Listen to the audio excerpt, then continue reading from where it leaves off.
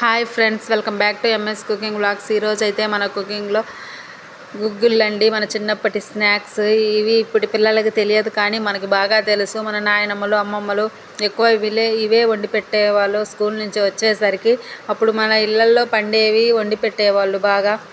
ముందుగా ఈరోజు అయితే మా పిల్లలకి స్నాక్స్ వంతుగా శనగలను అయితే గుగ్గిలుగా వండేశాను.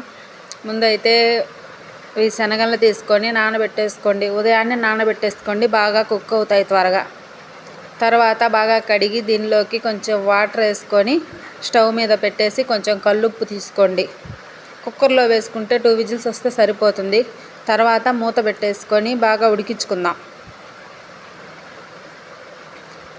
తర్వాత ఇవి పట్టుకుంటే ఉడికిపోయినట్టేనండి. తర్వాత దీనిని ఒక చిన్న డీస్లోకి వేసేసుకుందాం, దీనిలోని వాటర్ అంతా వెళ్ళిపోయే విధంగా.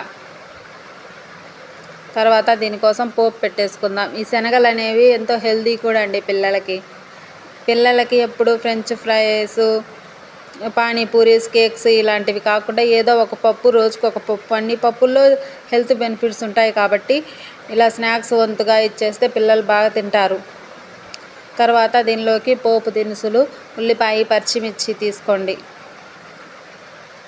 పోపు పెట్టకపోయినా అలాగే తిన్నా చాలా టేస్ట్గా ఉంటుంది. పోపు పెట్టుకుంటే ఇంకొంచెం టేస్ట్గా ఉంటుంది. తర్వాత దీంట్లో కరివేపాకు తీసుకోండి.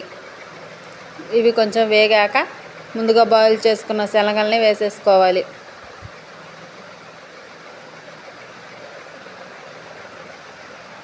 ఇవి ఇప్పుడు కలిపేసుకోవాలి.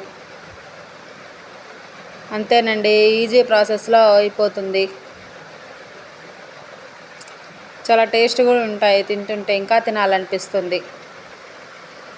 మా పిల్లలు అయితే బాగా ఇష్టంగా తింటారు.